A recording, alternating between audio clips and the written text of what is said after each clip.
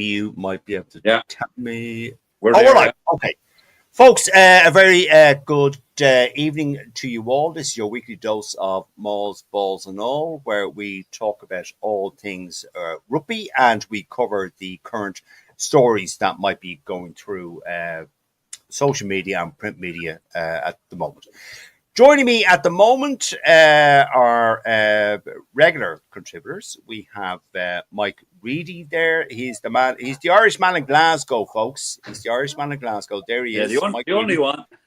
The only one, yes, absolutely. And we also have our good colleague, not that Mike is not a good colleague, he's a great colleague, but we also have Dara Weston joining us, who will be on stage tomorrow week with me and Matt Boland live in Slattery's. You're not nervous there, are you? No, well, I wouldn't be a consummate television professional like yourself now, Pete, you know. Well, thank you very much. You know, okay. Studios and, you know. All right, look, we'll get you through it. And also, our guest this evening is he is a sports fanatic, I might say. But he's also the commercial director of the Sporting Club Ireland. Now, there is a sporting club in the UK, but Mark is the commercial director of the Sporting Club Ireland. Mark Brandon, how the hell are you? Are you well? I'm good, guys. Thanks for having me. Not at all. You're more than welcome. Now, we will come on to the Sporting Club, Mark, in a few moments. I just want to get through a few points before we come on to the Sporting Club. Mark, seeing as you are our guest, what did you think of the All Blacks game? I as I said to you off air, I thought it was a damn squib. I will. My initial thoughts was it was a lot of bollocks, and the pitch was in shit. Yeah, look, it was a poor spectacle. I think it started off obviously with that huge delay for the Tyburn red card, the fact that there wasn't even replays available for the ref, and obviously the crazy decision they came to. Yeah, it was a poor spectacle. Look, Ireland will be disappointed. They'll be kicking themselves. Like, they were probably the better team of two pretty average teams for the first 60 minutes, and then obviously it ran away from them. So look, I'm a huge Irish fan, so it broke my heart to leave that one behind. Now that's 3 in a row against All Blacks, but overall it was a poor game. I thought it was a poor spectacle. All Blacks showed a bit of class the last 20, but yeah, we've a lot to work on for the rest of the autumn. But did you think, Mark, though, that the usual clinical American organisers could have had the pitch a bit better? Oh yeah, no, yeah, I think that was quite obvious. The pitch was very poor, and look, I've listened to the feedback from people who are actually, in the stadium, and they didn't know what was going on regarding no ref mics. They did no replays, so it was like, I don't know what it was like. It would have driven me mad anyway. So look, it wasn't a great advertisement for rugby in America. Look, it's a tough market to break. Obviously, that's what's trying to be done here. So yeah, I think the pitch, I think everything, it just was one of those to be left in the past. It was a disappointing weekend overall. Yeah, true. But I would totally agree. Dara Weston, your thoughts on that particular game? I suspect you might agree with my sentiments. I'm reminded of Steve Coogan's character Paul Calf, whose catchphrase used to be "bag of shite." It was just, it started off, and somebody summed it up when they said the All Blacks were like their ma's immersion. You switched them on, and it took about 40 minutes before they got going. I mean, it looked, I don't know, I think it was more they were slow getting going than we had the mark of them. I mean, look, what would have been had Tig not gone off. We'll come on to that. We'll come on to that. Oh, I know. Yeah. But it certainly had an impact in the game. But I mean, we handled ourselves so well. But it's we played a lot worse than that, and we played better than that and still lost games. So look, it's And as you said, the pitch was shite. I mean, at least one of the two Barrett leg injuries was probably down to the pitch. But it shows like how little, and I think Justin said it before when he was on with us, that if you compare the stats of how much time American footballers spend on the pitch during a match compared to rugby players, that rugby players are like more than 4 times as much action on the pitch as there is during an American football game. So, look, not really a weekend to start on, but look, onwards and upwards. Yeah, all right, fair enough. Mike Reedy, your thoughts on last weekend's game? And as I said to Mark and to Dara, the pitch was an absolute disaster. But your overall impressions, Mike? Well, that's for a country that has a leader that proclaims to be the flagship of all things that has good in the world, and the embodiment of technology. It was an absolute fucking shambles from start to finish, and it's embarrassing. It's absolutely a total embarrassment to the United States of America that they couldn't put on a better show than that. They're full of their fucking razzmatazz in their. Where's he gone? I don't know what Mike was saying. Is Mike gone? Where's Mike gone? He's disappeared. I think he might be in, Hold on. He's back. He's back. He's back to continue his rant. Go on, Mike. No, I just the game itself. It was a bit of a damn squib, all right. We played for 60 minutes. Now we seem to have reverted back. We for the last 4 or 5 years we've been able to go to full 80 minutes. But for the Six Nations and now this game, we seem to have reverted back to a 60-minute team, which is a concern if we're honest. Now I'm sure they're all working on that and things will hopefully get better. But I've said it already. I mean, there was 12 Leinster players on the pitch, and there's a few of them that haven't been playing well. Now, I mentioned last week two players, Jamison Gibson Park and James Lowe, and in fairness to both of them, they rose to the occasion more so than a lot of the other players, and so I couldn't complain about either of them, even though they both have more in them. They both, let's be honest, they both have more in them, and. I'm have real concerns about our line-out. It's an absolute fucking shambles since the World Cup, and we haven't, like, how have we not dealt with it? This all different. Every line-out's a different. There's a different reason for us not receiving the ball, overthrows. Dan Sheehan had a poor game. Like, but let's be honest, that man is an absolute. He's one of the best hookers that's ever played already, yeah. And he had a, by his standards now he had a below average game. We have lots to work on. There's absolutely no doubt about that. Lots to work on, and it needs to be better, lads. Because even I think Len said the other night that we can't not finish in the top 6 after these. And I don't know if that's true, because if Australia beat us, there's a possibility that they can go above us. Surely, I doubt. Well, I hope not. Sorry. I doubt Australia will beat us. That's what I'm saying. I'll tell you one thing, Peter. If we need to play a lot better than we did the other night to beat anybody. Well, we did, Mike. We do, Mike. That is not in question. Mark, there was a quote from a podcast I was listening to move on from the All Blacks games. Was it a podcast on Spotify where we're also available if people subscribe to Mauls, Balls and Alls on Spotify? Yes, which I constantly forget to mention. Anyway, Mark, I will ask you this, and this is a quote from Victor Matfield or Matefield or whatever you call him. His podcast. He said, "If the laws of the game were simpler, we wouldn't be worrying about the ref." Mark, I'll leave that with you. Look, yeah, I think this is a funny one. I think we are seeing more games decided by maybe interpretation than actual skill. Yes, yes. Good point. Good point.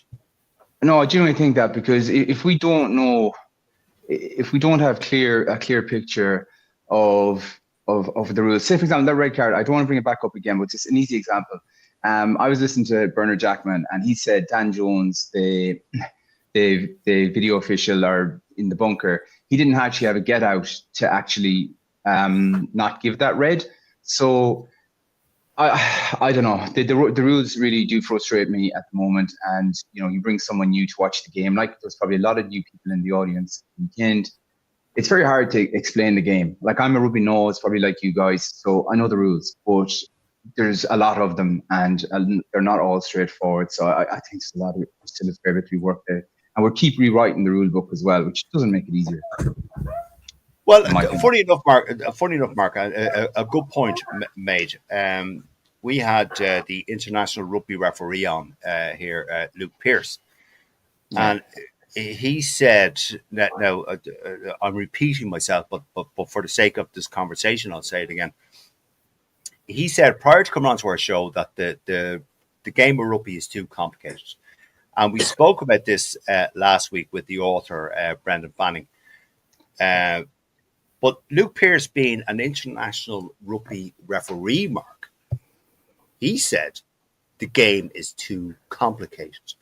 And the reasoning being that, well, if you were to explain the game of rugby to a non-interested person, you'd be hard pushed to do so. It'd be a tough job.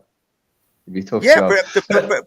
particularly for, sorry, Mark, sorry, don't mean to interrupt you, but particularly for the stop starts, and people were saying, well, why was that play stopped? What's going on there? And you're trying to explain to them.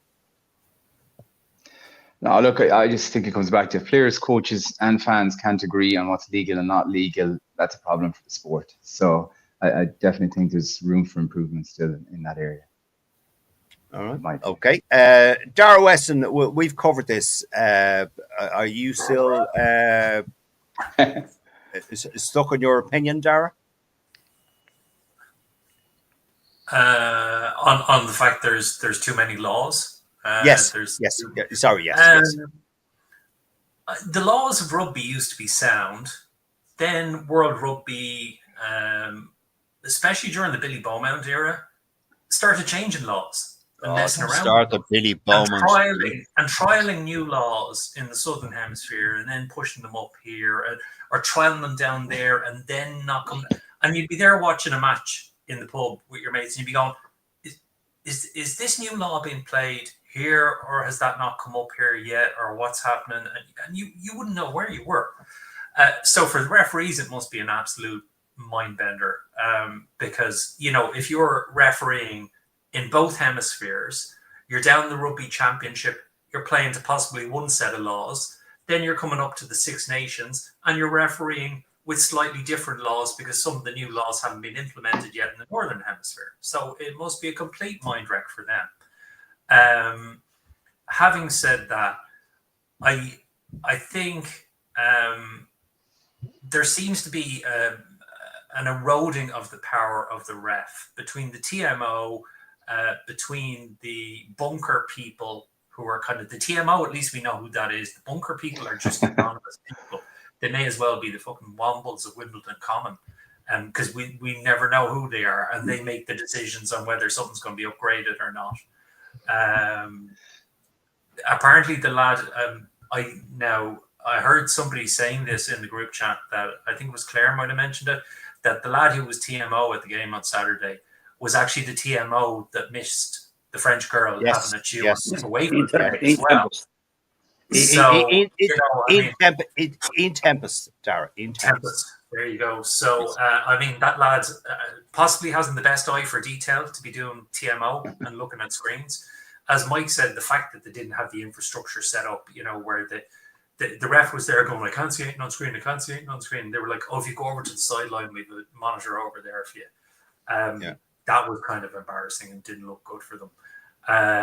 But look, if if we had less laws, there's a danger we'd be like soccer. If we have too many laws, we'd end up like fucking cricket, where not even the players know what they're doing half the time. So yeah, I don't know, but I think the way it's officiated, I think referees are under more pressure now to refer stuff rather than actual make their gut decision and go, that's a yellow, that's a red. I think now the referees are kind of told, give a yellow and just do this and say, yeah, it's been referred to. Dara, when's the last time, and Mark and Mike, I'll ask you the same question, when's the last time you saw a ref give a straight red?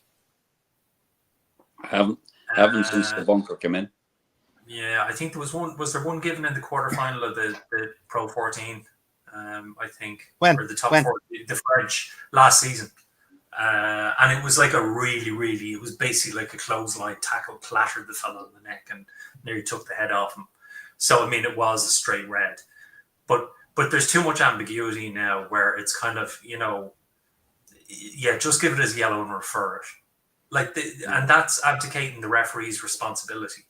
It's up to the referee to interpret the law, and he's the one actually on the pitch there in the moment, seeing what happened. The other thing is, I mean, Dan Sheehan made a great point that it was actually a forward pass to Barrett. And Barrett came out and said he wasn't expecting the ball himself either.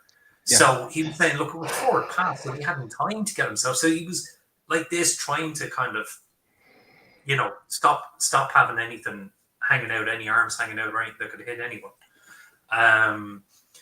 So I don't know. I think we need to bring power to interpret the laws back to the referee. I think, and also make uncomplicate the laws by just stopping with the change in them. We're meant to be all about player safety, but some of the changes to laws have just been crazy. Sorry, Dara. I'm just conscious of time and all that. I was just going to say to you, Dara, it was interesting to see Barrett's text or message to the citing committee that he absolutely. His statement. He came out straight afterwards in the press conference and he said, "Don't think it was intentional." And I'll happily say in his hearing to appeal the card that, I'll happily support him that there was no malice involved. Absolutely. Okay. Before we go on to some comments that are coming in, Mike Reedy, your thoughts on all this? I'm not actually sure that the laws of the game are the problem. It's the interpretation of the laws and the fact that we had a situation on Saturday where the referee, I don't think the referee wanted to give anything more than a yellow card for that incident. Ian Tempest pushed the narrative that he thought was more. And then the bunker guy decides to... I have to be honest, I was absolutely astounded when that was upgraded to a red card. And then what happens? 2 days later, the committee decide, no, actually it shouldn't have been a red card. They don't agree. We can't agree on the laws. Nobody... I mean, the laws are there in black and white. We've all read them, and they're interpreted by different people in different ways. Now, to me, ultimately, the referee should be 100% down, or the decision should be down to the referee as to whether anything is upgraded or not. He's the person who's refereeing the game. He's closest to the action. He knows what's going on. He might miss something. He then has the opportunity to review that on the TV camera, or he would have if the fucking thing worked. And then it goes into a bunker, and some guy or his fucking granny is making a decision. About. I mean, let's be honest. That was a decision that possibly ruined the game, it certainly didn't enhance the quality of the game. So the referee should have that final decision every time. That's always been the way, lads, in our game. The referee's decision, we all accepted it. The referee says, it doesn't matter whether he's right or wrong. He makes that decision and we accept it. It's always been in the game of rugby that you accept what the referee says and you say, yes, sir, sorry, sir. But you don't, it's all open to question now. And the fact that the authorities have come out and said that the bunker decision was wrong and rescinded that red card tells you all you need to know. So the referee should be making that up. But Mike, doesn't that, and Mark and Darragh, doesn't the fact that the citing commissioner came out and said it wasn't a red card, isn't that just ridiculous? Like, our World Rugby, or not World Rugby, are the lawmakers in rugby? Mark, I'll ask you: are they not shooting themselves in the foot about this? I mean, this is just ridiculous. And the same happened, Mark, if you remember, with Wessels or whatever his name is. He was cited, and nothing happened on the pitch, but he was cited afterwards. So is this not like are the powers that be just not doing their job, Mark? It's definitely not the best look for the game because, a simple fact here is Ireland lost probably the most informed player on the day. And after 2 minutes, 3 minutes. So you can't take that back. So none of us can say what would happen if Byrne was still available for the 80 minutes. We don't know who would have won the game, but I think Ireland would certainly have had a better chance. But the way this all was handled, I think we can all agree was slightly amateur hour from as you said, Ian Tempest jumping in. I think the ref may have only given a penalty if your man didn't continue to be his ear. Being honest with you, a yellow card I was just about okay with on the day. Probably like everybody. I think anybody that knows anything about rugby, when they heard it was upgraded to a red, was like, it potentially might be the worst red card I think I've seen. And I watch a lot of rugby, and I have done. So, yeah, I think they're shooting themselves in the foot. And obviously, a couple of days later, he gets off. He's available for Japan.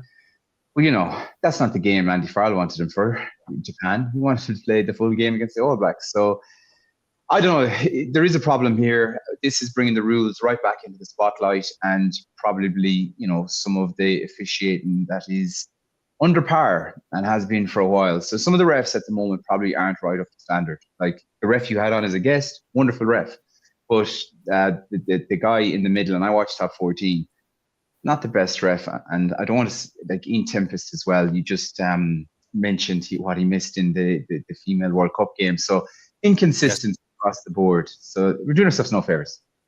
All right. Okay. Now, come here, Mark. We don't want to get you into trouble now at all.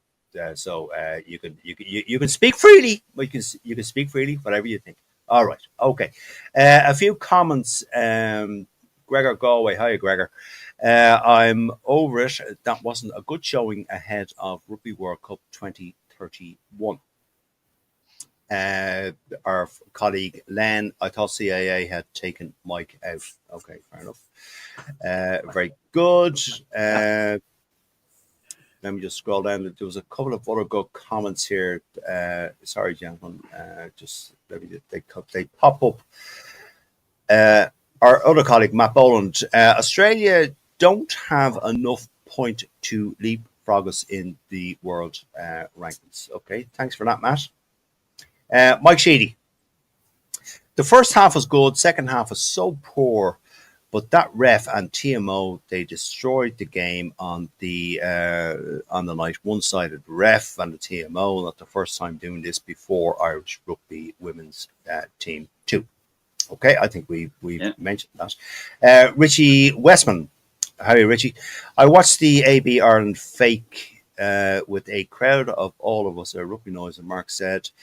Everybody under the opinion, the ref, TMO, etc., all got caught up in the occasion. Too many cooks, etc. The TMO didn't see a bite during and Mark, you said this during the Women's Rugby World Cup. So are we really surprised? It was far too whistle happy for my liking. Wayne Barnes, never thought I'd agree with him. Said the ref sometimes needs to ignore the noises. Not everything at the breakdown is by the book, but that makes the game. All right. Okay. Do you know one thing, Peter? When you were talking about the fighting commissioner, etc., I don't believe if Bowden Barrett hadn't come out as strongly at the press conference and then said it publicly at the press conference, I think Byrne would be serving a ban, and it'd be mitigated. Do you think so? Do you really think so, though? Or something like that. I do, because I think it was the pressure of Barrett coming out in the the post match interviews and saying it wasn't a red card. No, definitely wasn't a red I card. agree with him, but I agree with you. Had he not done that, I think Byrne would be serving a ban, would have been mitigated down because of his record, and might have been mitigated also because, kind of got another week or two off because, the player wasn't expecting the ball and so he wasn't expecting to have to tackle. But I don't think they would, because I think, as you said, it was painful for World Rugby to have to go rescind that red card. And it used to be the citing in, it's not the citing commissioner, it's disciplinary or something. Or whatever. Yeah. But I don't think they would have. I think they would have just mitigated it down to a couple of weeks, 3 weeks or something like that. But okay. I think they would have let the card and the ban stand. Okay, all right. Mark, maybe you might answer this one from a viewer. Mark, Michael, Nigel Owens was the best at letting the game flow. Officials these days are not good for the anxiety. Mark, would you agree with what Michael said there? But the best refs are invisible, when you're not talking about the refs, they're doing a pretty good job. So, and obviously Nigel Owens was one of the best. So I'd certainly agree with that. There's still some good refs in the game, failing on from my last point. There's still plenty of good refs out there, but it is a tough job, I have to say. Being a ref is a tough job, and they're very much in the spotlight. But for me, the ones who are almost invisible are the ones I like. I would tend to agree, Mark. Okay, Mark, let's come back to your position of commercial director for the Sporting Club Ireland. Tell us about the Sporting Club Ireland. Now, I know there is a sporting club in the UK, but go on. Go ahead. I'll keep this as quick as possible. Yeah, there is a sporting club in the UK. It was founded by a man by the name of Ian Stafford. He was a journalist, and he worked at the BBC, and he was a kind of after dinner speaker and interviewer. So he was doing that, and I suppose he started introducing business to each other to start doing deals. And one day he just decided, right, I'm going to throw a dinner, and did that, and he started doing a series of dinners, and he essentially turned it into a business community. And it's growing substantially in the UK. There's some very influential members from professionals across the board. Obviously athletes, and it's brilliant. And I was in recruitment prior to this, so I was trying to break into the UK market. So I went over a number of times, and firstly, I love getting to mingle with the likes of Alex Ferguson. These guys, I love sports, so to be able to be talking to him or within a foot of him, I thought was brilliant. So, but I got commercial value out of it. So I went over, brought back jobs, met some great people. And, one day I was like, maybe there's room for something like this in Ireland. So did a little bit of research. There's the Executive Institute, which is run very well here, but it seems to be for senior business leaders.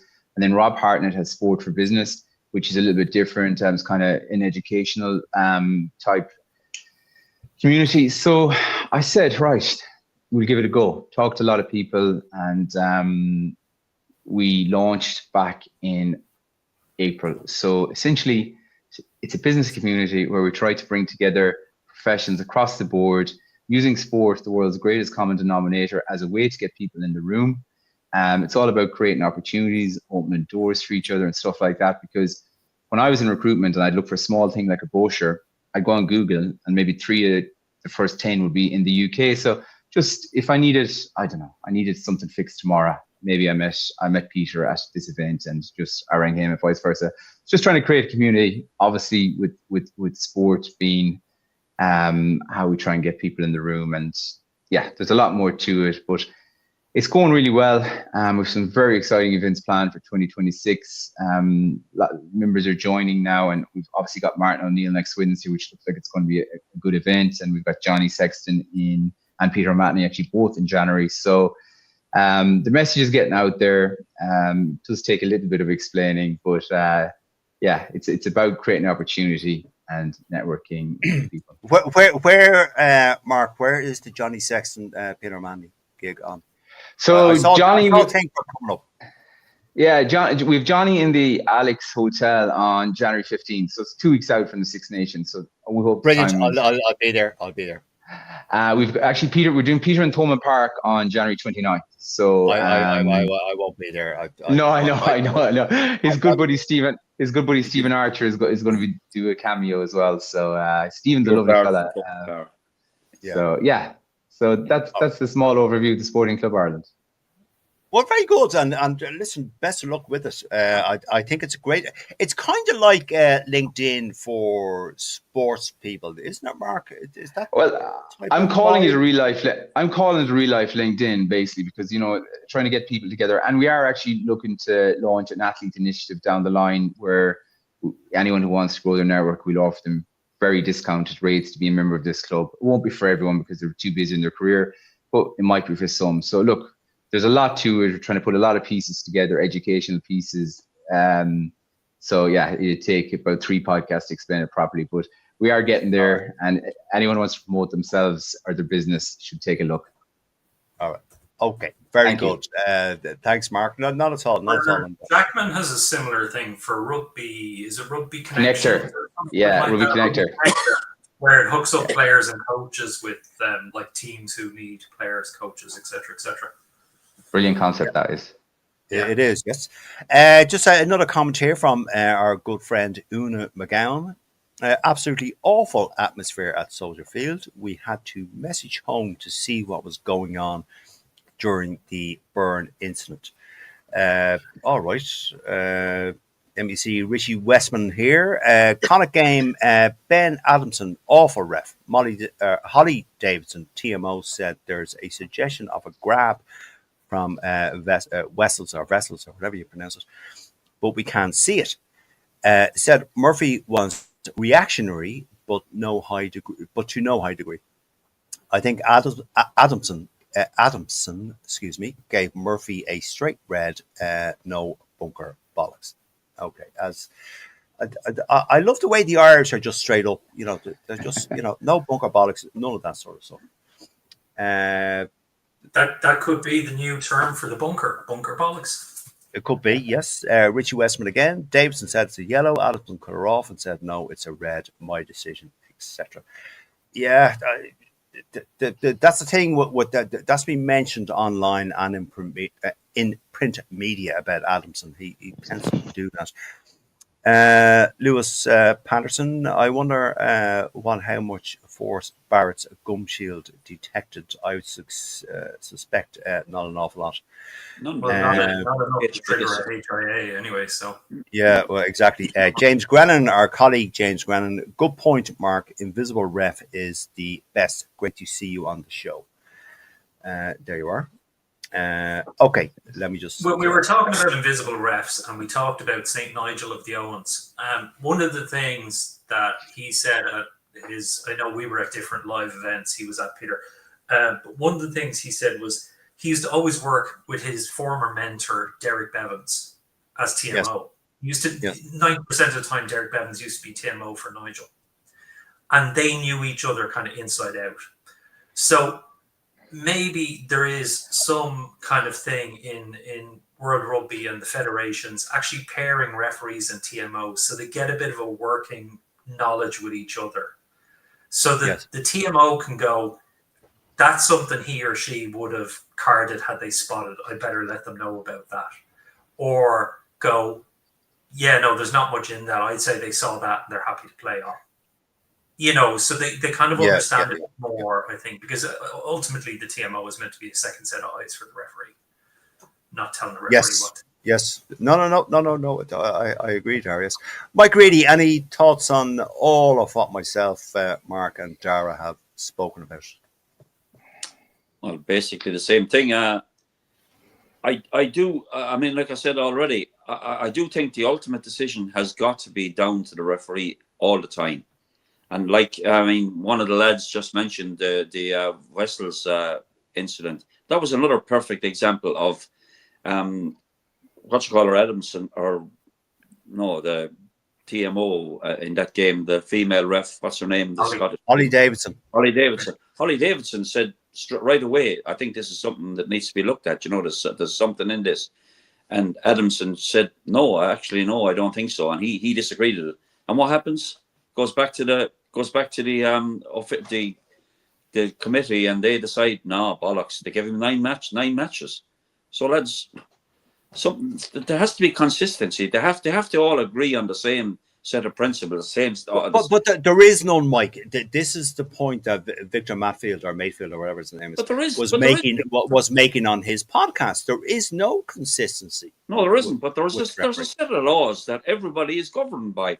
I know, but I know that, Mike. I know there's a set. We all know that. But the problem is the interpretation of those laws, as you're saying, Mike. I'm agreeing with you in a roundabout way. It's a shambles. And then, lads, the other problem is when you get to the actual sentencing, the mitigation that's applied in some cases. Yeah. You know, where you see an absolutely shocking player being taken out in the air or something like that. And then, his mammy went to mass and said novena last week. That's a 1 week mitigation. His shoes were very clean when he went on the pitch. That's another week's mitigation. And suddenly it's down from 6 weeks to 2 weeks or something like that. Because there is a prescribed number of weeks for each offence. Yeah. But just the way that they apply the mitigation is it's just ridiculous sometimes. If you remember, Dara, sorry to cut across you. If you remember, Dara and Mark and Mike, we had Shane Byrne on here, and we asked him about tackle school when these sort of incidents happen. And Mark, obviously you weren't on the show, but Shane Byrne said tackle school. It's his words, load of bollocks. It does exactly what it says on the tin. It's to reduce. I went to tackle school, didn't go to tackle school, and that's the way it was. Ian Tempest needs to go to Specsavers. Probably. Like a professor in tackle school, he's been sent there that often as mitigation. Well, there you go. That's it. That's it. Okay, moving on, gentlemen. Mark. The head honcho of Six Nations Limited PLC, LLC, Public Limited Company, whatever the hell you want to call it, Mr. Gilpin said that there could be a time where Six Nations games will be played in the US. Mark, would you be a fan of that? Obviously, this is my opinion. Obviously, I think expanding the global game is a smart move, but I wouldn't be taking the Six Nations out of Europe because, you know the level of excitement we have around Six Nations weekend. It is the premium tournament in World Rugby. Obviously, besides the World Cup, maybe the Lions when it's around. But I personally would not like to take Ireland, England, and bring it to America, and I'm sure the other nations would feel the same. As much as we want to grow the game. Bring the autumn nations if you need to, but the Six Nations to me is kind of, I don't know, almost argument. It is kind of sacrosanct, but it is. Mark, I can understand the thought process behind doing it, but surely there are better ways, Mark. It's all money, yeah. As Dara was doing there, it's all money. Yeah, it's all money. As I said, you want. Again, I'm all about growing the game. And look, I wasn't against R360 happening. It doesn't look like it's going to happen. Oh, don't mention the war. Don't mention the war. Geez. Sorry, no. I'm just saying. I want the game to grow. I actually love our game, but I don't. Personally, this is only me. I wouldn't be taking our Six Nations out of Europe because it's brilliant. Like I love the Six Nations. I can't wait for it to come around every year. But that's just my opinion. Look, it could be like obviously there's lots of expats, Irish people in America.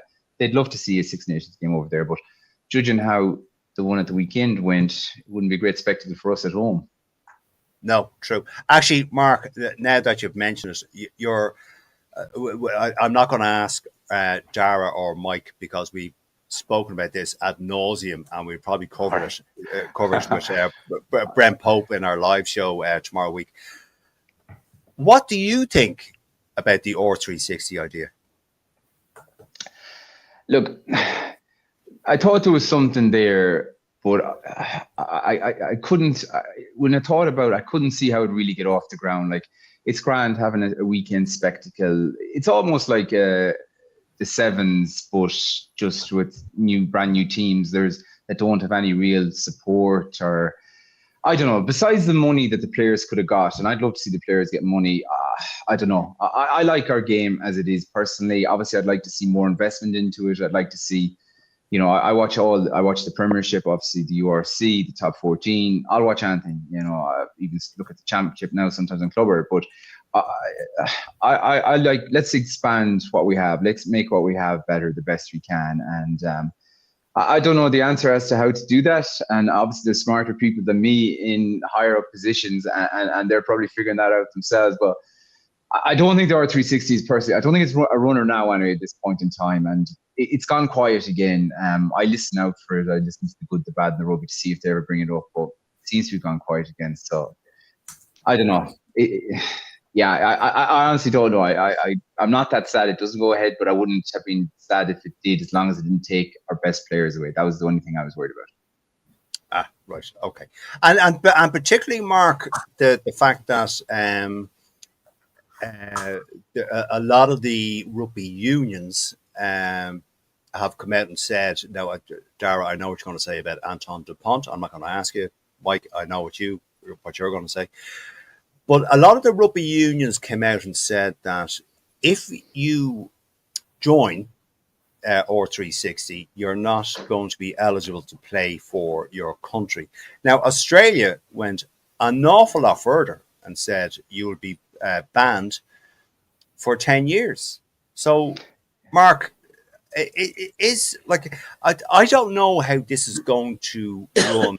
We had a great woman on 2 or 3 weeks ago, Victoria Rush, who made the documentary No Woman, No Try, about women's rugby and the prejudices that they get or they've experienced in the game and all that sort of stuff. And she was saying that, well, you'd be mad not to take the money, but it would also decimate the women's game if you were to take 160 women out of the pro game. Be it across the Premiership, be it across the Irish game, or France, or whatever. So does that reflect, Mark, on this idea and how it simply cannot go ahead? Yeah, look, I don't think it can go ahead. Like once the unions kind of came together and said, look, if you go, you can't play international rugby. You saw Finn Smith sign up. You saw, I think it was George Ford. Even Lewis Rees-Zammit, who would have been maybe a good candidate for it, I don't think it's going to go. So yeah, I don't think there's any legs now. I think it's pretty much stopped in its tracks once the unions all kind of pretty much came together. I don't think the Welsh union did get involved, but they've enough problems at the moment. So I don't think it's going to happen. To be honest with you, Peter. All right. I don't think it's going to happen. But there is a smack of hypocrisy, seeing as which of the All Blacks was it who's on a 2-year. He's gone off to Sevilla. Sevilla. Sevilla. Dispensation, same as we did for Johnny when he went to France, that he can still play for the All Blacks, even though he's playing in Japan. So the other thing, just to correct you, Peter, it was Alan Gilpin, who's the head of World Rugby, who said about possibly 6 Nations game. But the thing is, he can say all he wants. World Rugby have no control over the 6 Nations. It's controlled by the 6 home countries. Yes. So they will decide if any games actually go. But basically, he was saying, he wouldn't be surprised if some of the games go over there before the World Cup, because World Rugby have a massive hard-on for getting the Americans into rugby, and they want to stir stuff up before the World Cup, and they want to send over a few teaser games. So that's him trying to kind of pressure the lads in the 6 Nations and maybe say, look, lads, we'll up your expenses to the AGM of World Rugby or whatever, if you send an out game. But like realistically, probably the only 2 games you could send over. I don't know how much of a French population there is in America. I don't think there's probably more in Canada than there would be in America. So it's probably the Ireland-England game or the Ireland-Scotland game. And I mean, the Ireland-England game would be one of the flagship games for the 6 Nations. Of course. Along with England, France. I mean, if you send Italy over there, yes, there's a massive Italian community in America, but they'd be soccer mad. They wouldn't be into rugby. So Yeah. you know, I mean, Yeah. they probably Yeah. it would be an eye opener to them that Italy have a rugby team, possibly. Yes. No. You're probably right. Mike Yeah. Reedy. Before we move on, Mike Reedy, any further thoughts on this, Mike? I think the actual timing of Mr. Gilpin's fucking statement couldn't have been worse timed for himself on the back of the absolutely shambolic display that the Americans put on at the weekend, you know, and like for him to come out in that on this week is mind-boggling. Lads, it can never happen. Like you said, the Six Nations is sacrosanct to the Six Nations involved. I've been going for almost 50 years when it was since it was 5 nations, and for me it would be absolutely sacrilege to take it away from Europe. And America, let them build their own. If they have an interest in rugby, let them build it themselves. They didn't do anything to at the weekend they didn't create any kind of hope that this is ever going to be possible, because it was every aspect of what they produced at the weekend was shambolic. So take a Six Nations game, never. It'll never happen, because none of the Six Nations are going to agree with it, and they don't allow supporters. Like, they don't want to allow supporters into their country. You have to get visas now to go. They can No, that's no. Yeah. Don't get Yeah, us fan from the US now, Mike. The one thing I would say, Mike, is when you say about Gilpin's timing, he probably had his arse going like that after the weekend, because he's given them the World Cup in 6 years.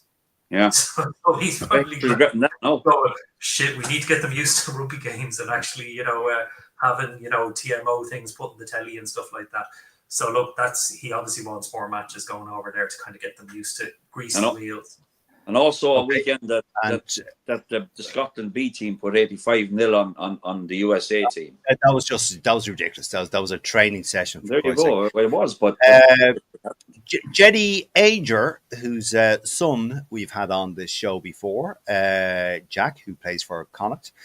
Looking forward to the show on Saturdays next Friday, and saying hello to you all. Jenny, we look forward to to welcoming you and having a chat with you. Matt Boland, our colleague, he always has a go at Mike. Calm down, Mike, for fuck's sake. No fence sitting anymore. Grumpy. See you next Tuesday. All right. Okay, Matt. All right. Okay, Mark, I just want to I suppose, finish our list on Burns' red card. Now, I know we've touched on it. We've spoken about it previously, but Mark, it just wasn't a red card, and the powers that be just got this absolutely arseways. Mark. Yeah, I mean, look, obviously we've touched on it, but obviously us fans, we can accept human error, but not so much inconsistency. And that was a clear as day rugby incident, and it was nothing else. There was nothing more. He was bracing himself. He was protecting himself, and that's really it. There's nothing more to it than that. And I don't want to waste your time by saying anything else. It was not. I didn't even think it was a penalty personally, but because he got the ball, it changed a bit. But it was still a forward pass, so it was just a disaster. A disaster. Well, come here now. You've just reminded me now, because you told me you were off air. You told me you were a Connacht supporter. Yeah. And one of our very good colleagues, James Grennan, is a huge Connacht supporter. He is a regular in the sports ground, or the Dexcom, or whatever you call it now. Is he? I'm joking. Yeah, there you go. But Mark, let me ask you this about one of Connacht's most notable or more well-known players, Bundy Aki. James Grennan, as I've said, Connacht fan, but he always says that Bundy plays better for Ireland than he does for Connacht. Would you agree with a fellow Connacht fan on that point? Yeah, I mean, look, I probably would, because Bundy's a great player, and anytime he wears a Connacht jersey, he gives it his all, but he never really gets a proper run or anytime he's getting into form, there's an international break, and Andy Farrell certainly seems to be able to get the best out of Bundy. So I don't think it's Bundy's fault, and obviously he's playing with a better team when he plays at Ireland, and he rises to that. So yeah, I probably agree. He gives everything for Connacht, and he always does, and his attitude's no different. But are his performance better in the green of Ireland? I would say I'd have to say so, and probably throughout his career. But I don't think it's actually his fault. It's just the way the season's mapped out for him. All right. Okay. Fair point. Fair point, Mark. Dara, would you agree with James Grant? Now, I know we've spoken about this before, but just look, for the sake of tonight's audience. Yeah, we've talked about it before. Like, a diamond looks better in gold than it does in wood.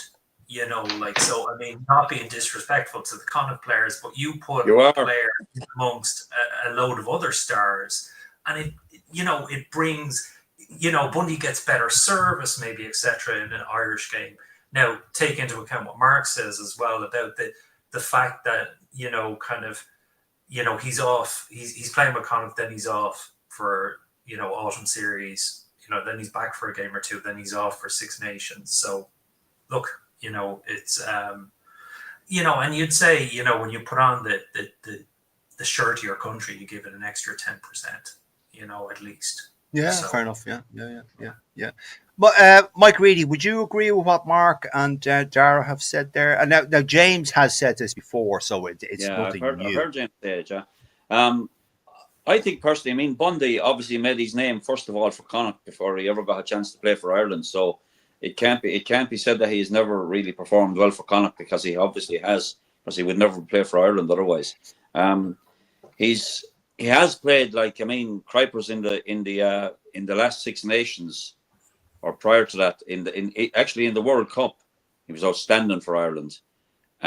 But his game has dipped. There's no doubt about that. He's getting older, lads, and that's true. Yeah, we expect it. Yeah. So he hasn't actually played very many games for Connacht this season so far. Like, because coming on the back of the lines and whatever, he hasn't really been involved in the early games. So Bundy will be fine if he's obviously his playing days are going to be fewer and fewer. No. I know he'd be fine, but the point is, does he play better for Ireland? No doubt. Like, he has excelled for Ireland, and maybe not so much for Connacht. But like the lads just said there, it's a different game. He's played it. It's a different game. The patterns in the game are different. If you give him the ball, lads, he's going to run. He's going to break the gain line most times. He runs headlong, by the way, and it's very hard to stop him. So if Connacht are, because the same could be applied to Mac Hansen. Like, Mac Hansen hasn't been excelling for. He was outstanding in the games he played for the Lions, whatever appearances he had for the Lions, and he hasn't been. I mean, his game. No, I was going to say, Mike. Apologies. Again, I don't mean to interrupt you, but I think Mac Hansen hasn't been himself since he came back from injury. Really? No, he hasn't at all. No. But I thought he had a couple of cameos for the Lions, and probably deserved a berth on the right wing instead of Tommy Freeman in the third test. Or actually, Tommy Freeman didn't. Oh, he did play. Yeah, I think Tommy Freeman had a really poor outings for the Lions, and I thought Mac Hansen was very unlucky not to get a run out in that third test. All right. Okay. But Bundy is a good player. He's a good. No, player. He is. I know, but the point I was making was, or that we were all talking about, was that he plays better for Ireland than he does for. Well, I suppose it has to be. Okay. Yeah, Mark. Sorry, Mike. Sorry, Mark. Mike. Mark, we had the team out today. There is one notable inclusion who is getting his first cap, which is Tom Farrell of Munster. Mark, I don't think any rugby fan would be surprised at Tom Farrell's inclusion in the starting setup. No, well deserved. Like, he was pretty awesome for Munster last year, and he started the season very well. And he had a super game against Leinster. Just probably a couple of days after the initial squad was picked. So I think it's well deserved. Look, he's a good player. I was very sad Connacht let him go. I could never understand that myself, why Connacht did let him go. I thought it was crazy. and he's actually excelled since he's went down to Munster. So I'm actually really looking forward to seeing him in the jersey this Saturday. And I'm glad Andy actually made a couple of changes, like not wholesale, but like there's he's freshened up a bit, and Yeah. we'll see some different players. And I'm glad because we need to do that. Yeah. Okay.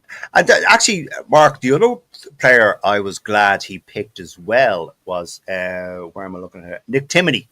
Yeah, at agreed. at open side. I knew you were going to say Nick Timoney. Yeah, no, it's good because he started the season well with Ulster. Like obviously Josh is a great player, but we haven't given too many other people opportunities there, and we are coming into the World Cup cycle again. That dreaded word. And we need people that are able to perform in these positions. And if Josh plays every game, well, then we don't know how anyone else will ever perform in that position. So yeah, look, I'm not trying to go off point here, but you look at the depth that England are building now.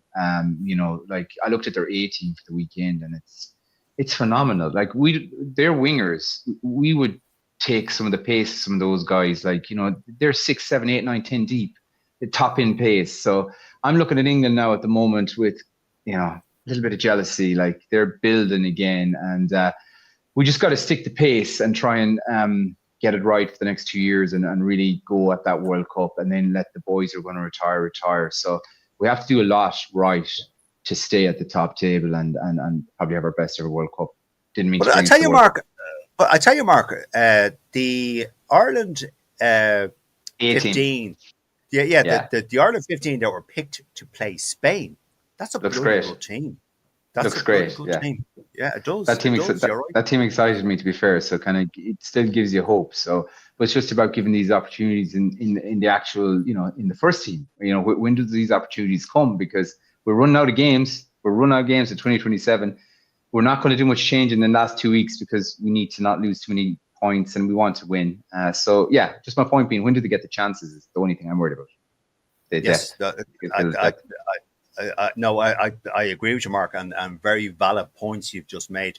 Darragh Weston, the two players I mentioned to Mark there, Nick Timoney and Tom Farrell, well deserved, I think, inclusion. Well deserved, yeah. Tom Farrell has been kind of Roy the Rover stuff. He's been knocking on the door for years. He's been that close to selection for years.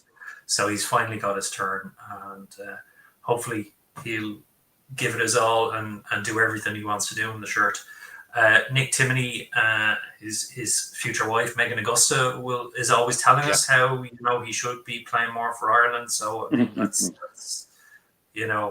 we knew it was going to come again. So, okay. Yeah. Very good. Thanks, Darragh. Thanks, Mark. Mike Reedy, those two players I mentioned, happy with their well merited, yeah. I mean, I thought Gary Ringrose probably had maybe even his poorest game in an Ireland shirt at the weekend. Well, you could say that about Craig. You could say that about Craig Casey when he came on as well. No, absolutely no. But like the standards that Gary Ringrose has set, like for himself as an Ireland player, has been off the charts. And he missed 7 tackles in that game. It's very, very unlike him. And that is what we have spoken about here. Yeah, I know. Yeah. The rush defense, Mike. The rush defense. It's not it. That Ninavar has employed. But like Tom Farrell has definitely merits a chance. He's had a great start to the season. So give him a go and see what. I mean, people are saying he's 32. He's too old. He's not too old. He's still younger than at least 3 or 4 of the other centres that are playing for Ireland. So he's give him a go and see what he can do. Nick Timoney, outstanding. He's been outstanding for Ulster for maybe last 3 seasons. So he's earned the right to that chance.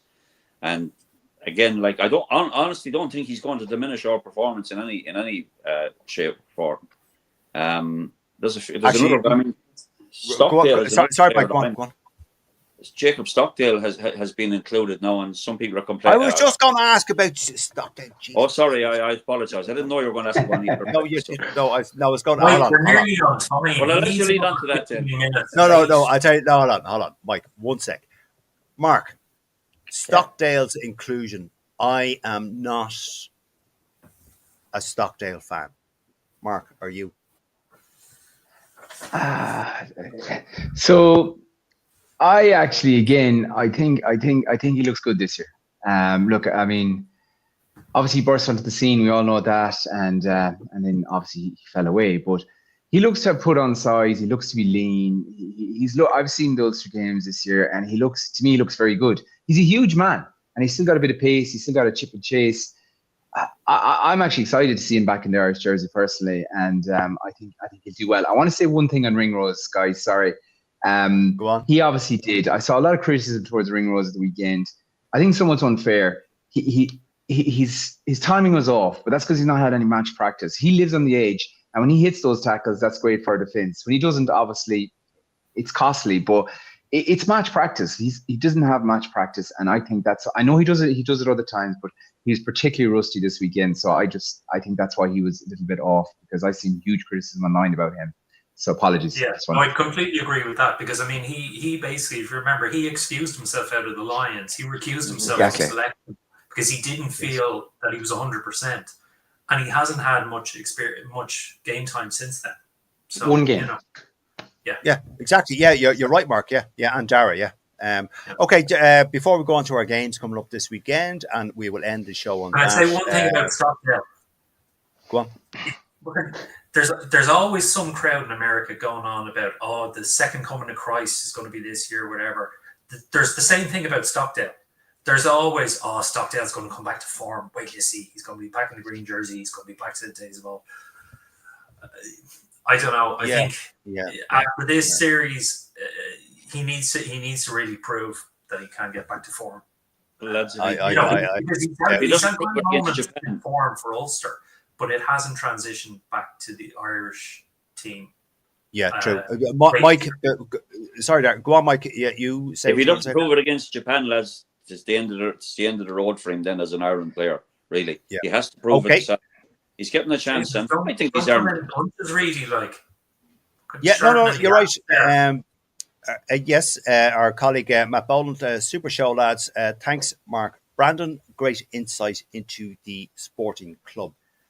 There was actually a great comment from our colleague Len, who said that they couldn't bring the Ireland-Scotland game over to America because where would Piper be on the roof of Soldier Field, because there's no fucking roof on it. For Flower of Scotland. As a Piper down. Okay, fair enough. Okay, gentlemen. Now, Mark, seeing as you are our guest, I will leave you till last on this. What we do is we predict win, lose, or draw for the games coming up this weekend. So I'll go, Mike Reedy, I'll go to you first. We have Ireland are playing Japan. Mike? Bonus point win. All right. Scotland are playing New Zealand. I actually think Scotland could upset New Zealand, by the way. I doubt it very much. I doubt it. I think there could be a wee upset in the cards here. Is that just because you're living in Glasgow? I don't get pressure from your missus or something. I don't have any allegiance to Scotland as a rugby team, but I'll tell you right now, I think they have a chance, because we played absolute fucking garbage for the last 20 minutes at the weekend. No, I expect them to be better again, but I think Scotland can turn them up. Okay, I totally disagree. Okay, Mike, the Ireland A team are playing Spain. It's a good looking Ireland. We'll annihilate them as well, lads. That's going to be a higher score line, by the way, than the Ireland Japan game or B team. Brilliant. Okay, well done. England, Mike, are taking on Fiji. Oh, England will beat Fiji. Yeah, Italy are taking on Australia. Come on, Italy. No, I'm not so sure. Do you know something? I never know. I'm going to go for a whole Northern Hemisphere fucking whitewash this weekend. Yeah, I think you're talking shite. And lastly, we have France are taking on South Africa. Definitely going to beat South Africa. Yeah. You think France will beat South Africa? No, I don't. Do you know what? Is Dupont playing, or is he back, or what? No, I don't think so. No. Well, no. Then okay. Fucking Sappers. No. Okay. I can't pick South Africa to win anything ever. I'm sorry. Yeah. All right. Brilliant. Thanks, Mike. Okay, Dara Weston, Ireland taking on Japan. Is that going to be a straightforward win for the Irish? I think so. I think now. Yeah, I think I'm not going to say it's going to be a whitewash because I think Japan will keep us close. I'd say it could be 7 to 10 points in it with an Ireland win. Okay. The Scots are entertaining New Zealand in Murrayfield. I think if Finn Russell wasn't playing, you would be saying Scotland have a chance of winning it. It's just you can't say Scotland would win if Finn is captain. So No, I don't think like the it. Scots actually have a good chance with it. Yeah, so I'd go with Mike and I'd say Scotland could do it. Okay. The Ireland 15. So Sorry, Dara. Sorry, mister. no, I was saying 2 of the Barretts are going to be out. Sorry. Yeah. Scott has Okay. a bad leg, and then Georgie has a knock. So Yeah. Okay. The Ireland A team are playing Spain. I would say the Ireland A team. Okay. England are playing Fiji. I'd love to see Fiji do it, but I think it'll be England. All right. Italy are playing Australia. I'm as conflicted as Michael Lima here now, because it's like you'd think Australia, but I'd say it'd be close. I'd say it'd be very close. I'd say Australia will probably just do it by 3 to 5 points, something like that. Oh, I think it'd be more than that. Okay. And lastly, Dara, France are taking on South Africa. Oh, it has to be France. Okay. And Last. just here, can I just mention? Yeah, go. Just saw on one of the rugby forums there during the week, Cormac Walsh, who was head of JWT Sports. His dad was Joe Walsh. I saw that. Yeah. Tours. He passed away, and he'd done a lot of work. I think he started Joe Walsh Sports, but he'd done a lot of work with the Irish provinces, chartering flights and stuff like that. So just sad to hear of his passing. Rest in peace, young man. Yes, absolutely. And we have a comment in here from Lewis Patterson. You missed Wales versus Argentina on Sunday. Lewis, I didn't miss it. It's just not worth talking about. Now, Mark. Les is not going to be happy with that comment. You were going to get a message off. I'll get a message off Les Cosworth. Yes, absolutely. Okay. For pure pig iron, Mike, Wales versus Argentina. Argentina are going to pump Wales. Sorry, Wales. Grand. Okay, Dara. Argentina, absolutely. Right. Grand job. Okay, Mark. Last voice on the show. Okay, before I forget, because I will forget, Wales versus Argentina. Mark, what do you reckon? Argentina by 10. All right. Okay. Ireland versus Japan. Ireland by 40. Ooh. Okay. 40. Oh, good. Yeah, maybe more. Maybe 50. All right. Okay. Would you be as optimistic about from what Mike and Dara have said about Scotland versus New Zealand? Do you think Scotland? No, I do. There's a great chance, but I think New Zealand, because they have a game behind them, will win by 4 points, 4 to 7 points. It'd be a tight game. That's my opinion. Just, but Scotland's best chance ever. Do you think? I do. Yeah, I do. With the Barretts out, they've never beaten the All Blacks, have they? No. I think New Zealand will absolutely slaughter them, Mark. I think it'll be 10-15. Anyway, look. Opinions, as we all know, they're like ourselves. Yeah, exactly. The Spain versus Ireland A or Ireland 15, or whatever it is. Again, you'd be expecting. I honestly expect 50 plus there. I really do. All right. Okay, England versus Fiji, Mark. 30 plus England. They have an unbelievable bench. Yeah, I saw the team. All right, unbelievable.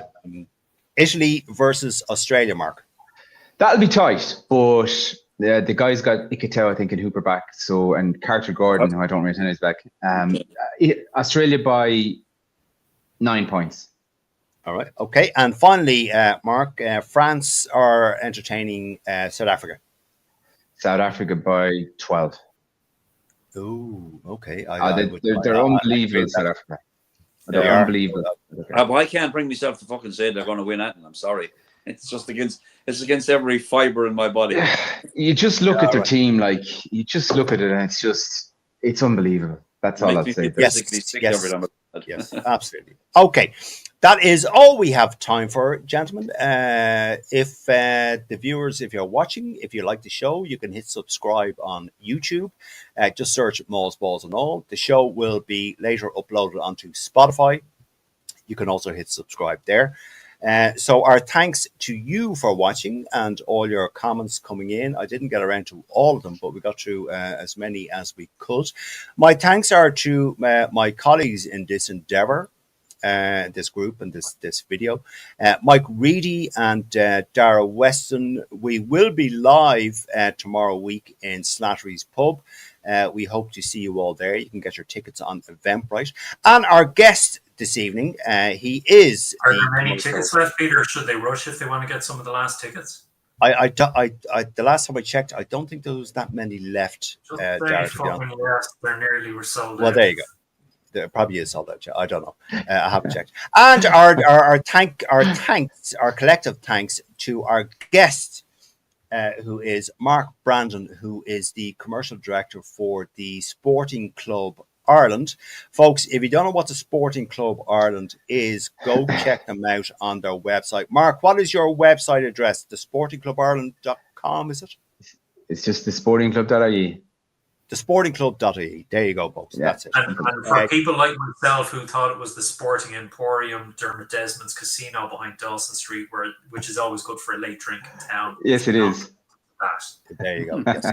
Okay. Listen, folks. Gentlemen, thank you very much for your company. It has been, Mark, it has been our pleasure to have you on as a guest. Thanks, Mark. I'm sure we will talk again in the future, Mark, about upcoming events that the Sporting Club Ireland, might be hosting. So, gentlemen, thank you very much. Enjoy the rest of your evening. Cheers, guys.